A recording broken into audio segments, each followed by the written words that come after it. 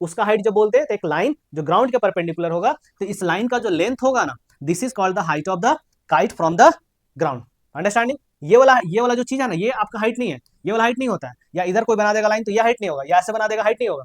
Perpendicular वाला जो line होगा, उस कॉन्ट्रैक्टर को हाइट ऑफ द स्लाइड रखना है 1.5 मीटर। तो ये 1.5 जो बड़े बच्चे हैं उसके लिए, ठीक है ना।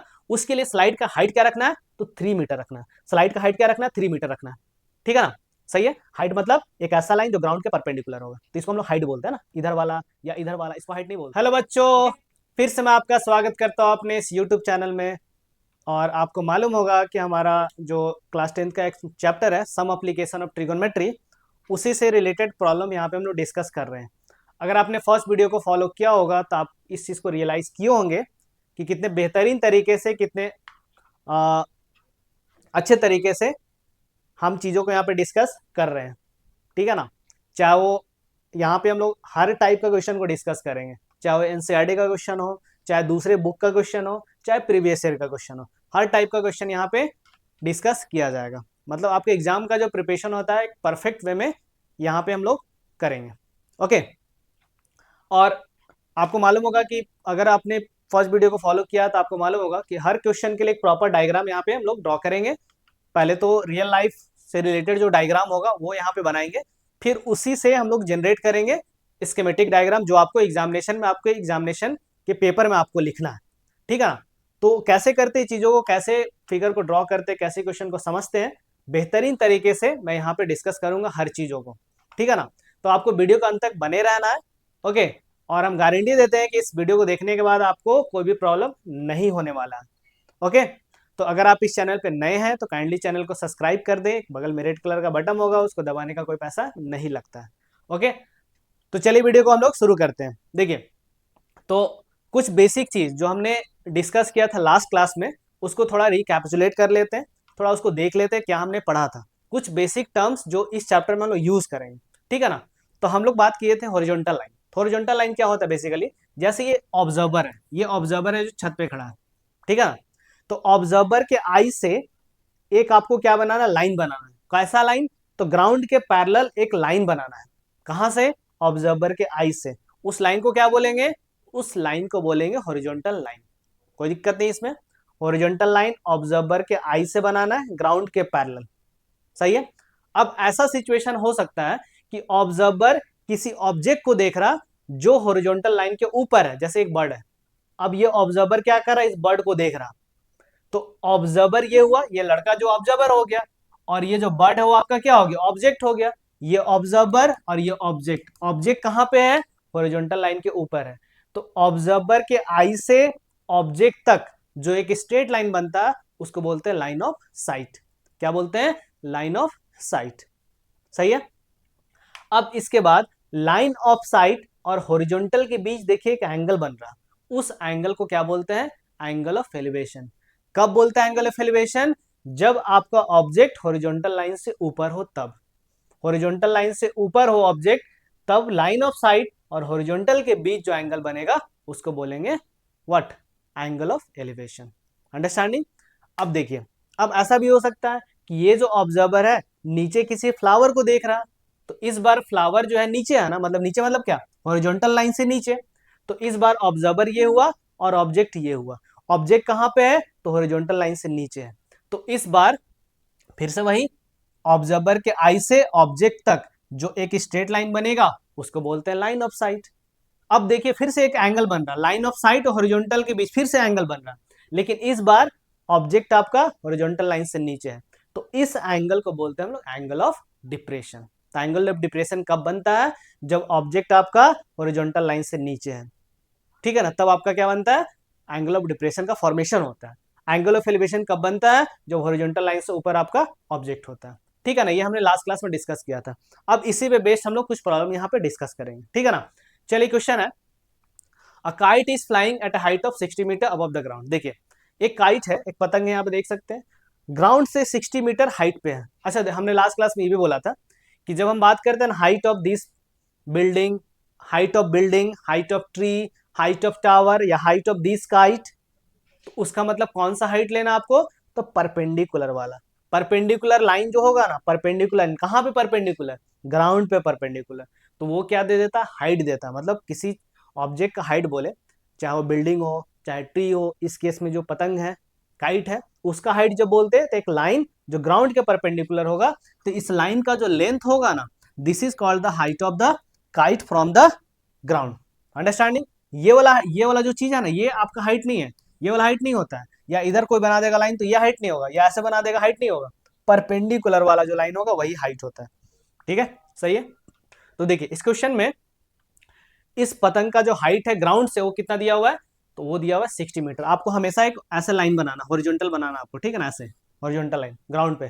ठीक है, तो ग्राउंड ग्राउंड लेवल वाला एक लाइन आपको बना लेना है यहाँ पे हॉरिजॉन्टल। ठीक है ना, ऐसे एक लाइन बनाना है, इस पे परपेंडिकुलर होगा जो लाइन, वो हाइट होगा, और वो दिया हुआ है 60 मीटर। सही है। अब आगे क्या बोलता है, एक स्ट्रिंग अटैच है इसके साथ, देखिए पतंग के साथ स्ट्रिंग को अटैच किया गया और इस स्ट्रिंग को ग्राउंड के किसी पॉइंट से बांध दिया गया है। समझ रहे हैं ना। अब क्या बोलता है, ये जो स्ट्रिंग है ग्राउंड के साथ कितना डिग्री का एंगल बना रहा, 60 डिग्री का एंगल बना रहा। मतलब ये जो स्ट्रिंग है, ये धागा जो है ग्राउंड के साथ 60 डिग्री का एंगल बना रहे हैं यहाँ पे। सही है। आपको क्या निकालना है यहाँ पे, find the length of the string. मतलब इस स्ट्रिंग का लेंथ क्या होगा। एक एजम्पशन यहाँ पे दिया गया है, there is no slack in the string. Slack का मतलब क्या होता है, ढीला नहीं है ना, ढीला डालना नहीं है, बिल्कुल टाइट किया हुआ ये स्ट्रिंग है। ठीक है, ढीला डाला होगा तो एग्जैक्ट लेंथ उसका निकल के नहीं आएगा, इसलिए यहाँ पे एजम्पशन लिया गया है। तो इसमें कोई ढीलापन नहीं है, बिल्कुल ये टाइट बंधा हुआ है। ठीक है, तो इस स्ट्रिंग का लेंथ क्या होगा, ये आपको यहाँ पे फाइंड करना है। सही है। तो ये हमारा एक सिचुएशन था, रियल लाइफ सिचुएशन से हमने इसको एक्सप्लेन किया। अब इसी से रिलेटेड आपको एक स्कीमेटिक डायग्राम बनाना है जो आपके पेपर में होगा।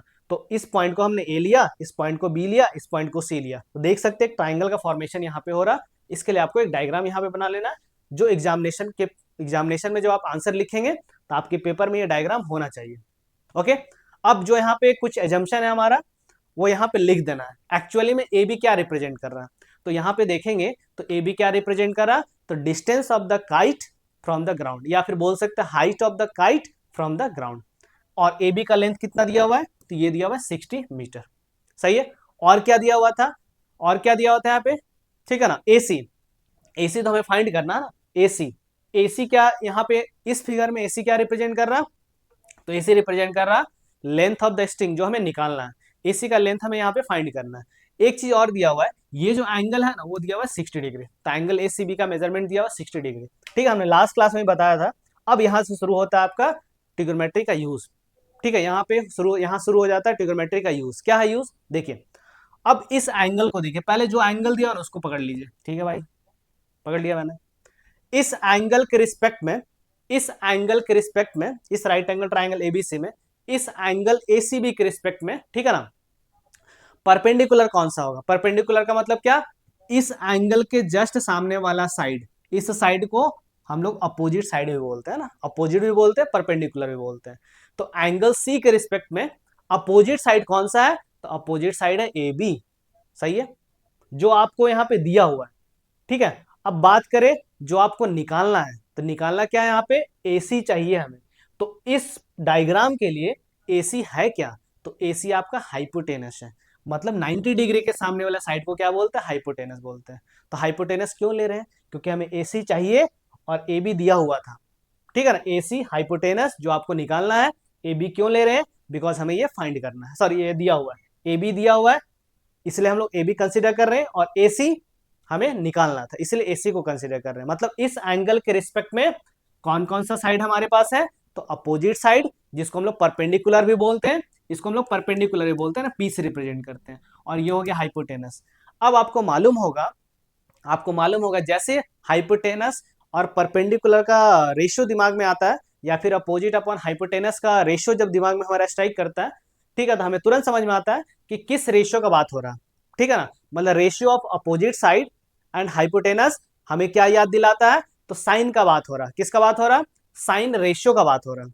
ठीक है ना, क्योंकि हमें मालूम है कि साइन जो होता है ना, साइन वो इक्वल टू क्या होता है, तो opposite side divided by hypotenuse. Opposite मतलब क्या, जिस एंगल को ले रहे हैं उसके सामने वाला साइड, इसको हम लोग इन जनरल परपेंडिकुलर भी बोलते हैं। तो परपेंडिकुलर अपॉन हाइपोटेनस मतलब साइन, तो इसलिए हमने क्या लिखा, साइन 60 डिग्री। तो जैसे आप साइन 60 डिग्री लिखेंगे तो इसके सामने वाला side perpendicular, divided by hypotenuse, perpendicular दिया हुआ, हाइपोटेनस निकालना है आपको, ठीक है ना। तो साइन 60 हो गया आपका A B upon what, A B upon A C. और साइन 60 का वैल्यू आपको मालूम होगा, बता दीजिए कितना होता है साइन 60 का वैल्यू, तो ये होता है √3/2। तो √3/2 साइन 60 के वैल्यू हम साइन 60 के प्लेस में हम लोग क्या रख देंगे, तो √3/2 पुट कर देंगे, ठीक है। उसी तरह से ए बी का मेजरमेंट कितना है, तो ए बी का मेजरमेंट यहाँ पे दिया हुआ 60 मीटर, तो 60 रख देंगे, और divided by A C hypotenuse, तो इसी तो हमें फाइंड करना है। अब यहाँ पे क्या करना है, सिंपल सा कैलकुलेशन करना है, क्रॉस मल्टीप्लाई कीजिए, तो ए सी इंटू √3, तो ये हो जाएगा √3 into A C equal to 60 into 2, तो ये ऐसे लिख देते हैं अभी हम लोग 60 इंटू 2। ओके नाउ, तो ए सी इक्वल्स टू क्या हो जाएगा यहाँ से, तो √3 जब उधर जाएगा तो डिवाइड में आ जाएगा, तो 2 इंटू 60 डिवाइडेड बाई √3। कभी भी आपको डिनोमिनेटर में जब इरेशनल नंबर दिखते हैं √3, √2, √5, तो उसको रेशलाइज कर देना होता है। तो जब आप रेशलाइज करेंगे तो कैसे करेंगे, तो ऊपर नीचे आपको √3 से मल्टीप्लाई कर देना है, न्यूमरेटर एंड डिनोमिनेटर में √3 से मल्टीप्लाई कर देना है। तो इससे क्या होगा, आपका डिनोमिनेटर रैशनल नंबर बन जाएगा, डिनोमिनेटर में क्या आ जाएगा, एक रैशनल नंबर आ जाएगा, ठीक है ना। तो √3 इंटू √3 ये 3 हो गया, और ऊपर में क्या आ गया, तो 2 इंटू 60 इंटू √3, 3 से कट करेंगे, 3 1 जा 3, 3 2 जा 6, दैट इज 20, टाइम्स में कट जाएगा ये, तो 2 इंटू 20, तो ये हो जाएगा आपका 40√3। इस क्वेश्चन में √3 का वैल्यू कहीं भी मेंशन नहीं किया हुआ, क्या लेना है, √3 का वैल्यू आपको यहाँ पे नहीं दिया हुआ है, तो आंसर हम लोग यहीं पे छोड़ देंगे। तो AC जो लेंथ है, मतलब लेंथ ऑफ द स्ट्रिंग कितना आ गया, तो ये आ गया 40√3 मीटर। सही है, इसमें कोई दिक्कत नहीं होना चाहिए। ओके, चलिए अब करते हैं हम लोग नेक्स्ट क्वेश्चन। तो हमारा नेक्स्ट क्वेश्चन है, देखिए ये क्वेश्चन, ओके, और ये एनसीईआरटी का क्वेश्चन नंबर 3 है ना। देखिए क्वेश्चन क्या है, a contractor plans to install 2 slides for the children to play in a park. देखिए दो एज ग्रुप के बच्चे हैं, ठीक है, मतलब बिलो 5 ईयर्स, 5 साल के कम बच्चों के लिए और 5 साल से बड़े बच्चों के लिए 2 स्लाइड्स इंस्टॉल करना चाहता है कॉन्ट्रैक्टर, ठीक है ना, समझ रहे हैं। अब देखिए जो छोटे बच्चे हैं, मतलब 5 साल से छोटे बच्चों के लिए हाइट ऑफ द जो स्लाइड होगा ना, मतलब हाइट जब बोलेंगे तो क्या, परपेंडिकुलर वाला हाइट, तो हाइट ऑफ द स्लाइड कितना लेना है हमें, 1.5 मीटर लेना है। उस कॉन्ट्रैक्टर को हाइट ऑफ द स्लाइड क्या रखना है, तो उस कॉन्ट्रैक्टर को हाइट ऑफ द स्लाइड रखना है 1.5 मीटर, तो ये 1.5 मीटर हो गया। ओके सही है। अच्छा, और एक चीज और बोला हुआ, ये जो स्लाइड है ना, ये स्लाइड ग्राउंड के साथ कितना डिग्री से इंक्लाइंड है, तो ग्राउंड के साथ ये 30 डिग्री से इंक्लाइंड है। तो अब ऐसे हम लोग लाइन नहीं बना सकते ना, हमेशा स्ट्रेट लाइन बनाना होता है, आपको राइट एंगल ट्राइंगल बनाने की कोशिश करना है, ठीक है। तो स्ट्रेट लाइन हमने लिया, तो ये जो स्लाइड है ना, यही स्लाइड मान लीजिए, ये क्या करता है, ग्राउंड के साथ 30 डिग्री का एंगल बना रहा है, इतना दिया हुआ अभी तक में, ठीक है ना। अब आगे देखते हैं। अब देखिए बड़े बच्चों के लिए, जो बड़े बच्चे हैं उसके लिए, ठीक है ना, उसके लिए स्लाइड का हाइट क्या रखना है, तो 3 मीटर रखना है। स्लाइड का हाइट क्या रखना है, 3 मीटर रखना है, ठीक है ना। सही है, हाइट मतलब एक ऐसा लाइन जो ग्राउंड के परपेंडिकुलर होगा, तो इसको हम लोग हाइट बोलते हैं ना, इधर वाला या इधर वाला, इसको हाइट नहीं बोलते हैं। ओके नेक्स्ट, अब क्या बोलता है, और ये जो स्लाइड है ना, ग्राउंड के साथ कितना डिग्री से इंक्लाइंड है, तो ये 60 डिग्री से इंक्लाइंड है। ग्राउंड के साथ कितना डिग्री से इंक्लाइंड है, तो ये 60 डिग्री से इंक्लाइंड है। अंडरस्टैंडिंग, तो ये जो एंगल होगा ये 60 डिग्री, स्लाइड मतलब ये वाला पार्ट, ये तो हम लोग जिगजैग लाइन तो बना नहीं सकते हैं, हमें स्ट्रेट लाइन ही लेना होगा, बिकॉज हमें ट्राइंगल फॉर्म करना है, राइट एंगल ट्राइंगल फॉर्म करना है यहाँ पे, ठीक है ना। अब आपको क्या करना है, what should be the length of slide in each case, मतलब दोनों केस में स्लाइड का लेंथ क्या होगा, मतलब ये वाला पार्ट का लेंथ क्या होगा, या फिर यहाँ पे इस पार्ट का लेंथ क्या होगा। सही है, तो ये एक हमने रियल लाइफ सिचुएशन से इसको डिस्कस किया। अब इसी के लिए स्कीमेटिक डायग्राम को बनाना है, जो आपके एग्जामिनेशन के पेपर में भी रहेगा, ठीक है ना। देखिए तो इस टाइप का डायग्राम आपको एग्जाम में बनाना है, ठीक है। फर्स्ट वाले स्लाइड के लिए हमने नाम दिया एबीसी, सेकंड वाले के लिए हमने नाम दिया पीक्यूआर। ये जो ट्राइंगल का फॉर्मेशन हो रहा है, उस ट्राइंगल के लिए हमने ट्राइंगल का नाम लिखा एबीसी और दूसरे ट्राइंगल का नाम रखा हमने पीक्यूआर। सिंपल है, फिर से वही। अब देखिए, अब यहाँ पे क्या हो रहा है, देखिए यहाँ पे क्या हो रहा है, देखिए length of the slide for children below 5 years, मतलब देख सकते हैं ना, लेंथ ऑफ द स्लाइड जो छोटे बच्चों के लिए, उसका लेंथ ऑफ द स्लाइड को हमने क्या एज्यूम कर लिया, एक्स एज्यूम कर लिया। नहीं भी करे तो कोई दिक्कत नहीं, एसी के प्लेस पे एसी ही लिख देंगे, वो भी काम हो जाएगा आपका। बट हमने एज्यूम कर लिया, कैलकुलेशन थोड़ा सा इजी हो जाए, बार बार लिखना ना पड़े एसी, तो उसको हमने क्या लिख लिया, एक्स मीटर एज्यूम कर लिया। सही है, सही है ना। अब देखिए उसी तरह से length of the slide for Elder children, बड़े बच्चों के लिए जो लेंथ ऑफ द स्लाइड होगा उसको हमने क्या मान लिया, वाई मीटर मान लिया, इसको हमने वाई मीटर अज्यूम कर लिया, इसको वाई मीटर अज्यूम कर लिया। ठीक है, सही है, कोई दिक्कत इसमें नहीं होना चाहिए। अब देखिए height of the first slide हमें फाइंड करना है, सॉरी दिया हुआ है, height of the first slide कितना दिया हुआ है, जो छोटे बच्चों के लिए जो स्लाइड है उसका हाइट कितना दिया हुआ था, तो 1.5 मीटर दिया हुआ था। अब समझना है यहाँ पे, थोड़ा समझना है, ठीक है ना, क्या समझना है, देखिए हमने बताया था अभी जस्ट, इस ट्राइंगल में वापस से आ जाइए, तो इस जो एंगल दिया उसको देखिए, तो एंगल क्या होता है, ये 30 डिग्री दिया हुआ है, ये एंगल 30 डिग्री दिया हुआ है, इसके सामने वाला साइड ही क्यों ले रहे हैं, सामने वाला साइड क्यों ले रहे हैं, बिकॉज इसका मेजरमेंट दिया हुआ है ना, इसके सामने वाला जो साइड है उसका मेजरमेंट दिया हुआ, और निकालना क्या है, तो इसका मेजरमेंट निकालना है। तो इस एंगल के रिस्पेक्ट में 1.5 या ए बी क्या है, तो यह है परपेंडिकुलर, या फिर इसको हम लोग अपोजिट भी बोलते हैं, सही है।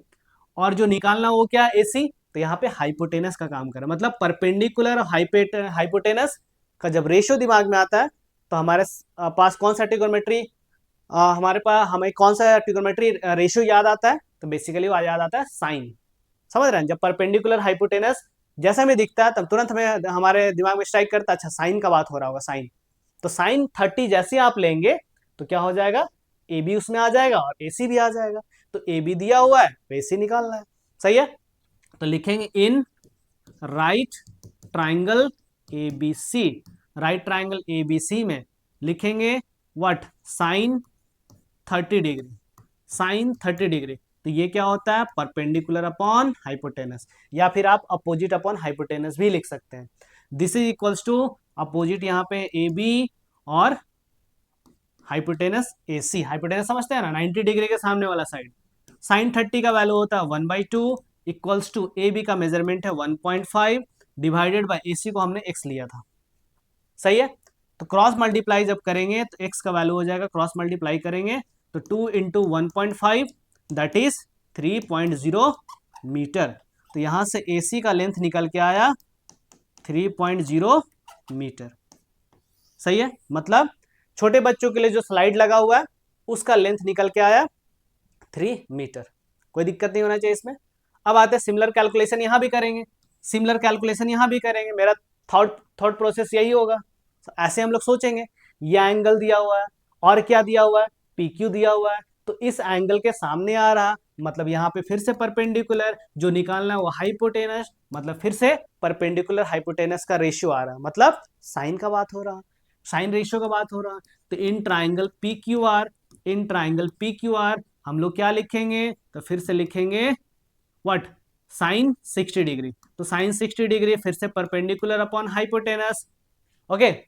परपेंडिकुलर यहाँ पे कौन है भाई, तो यहाँ पे PQ, हाइपोटेनस कौन है, तो ये है PR, साइन 60 का value √3/2, okay. So √3/2 equals to PQ, PQ का मेजरमेंट कितना दिया हुआ है, ये दिया हुआ है 3, PR हमें तो निकालना है जिसको हमने y एज्यूम किया था, क्रॉस मल्टीप्लाई करेंगे तो √3 into Y, √3 into Y equals to 3 into 2 that is 6, सही है।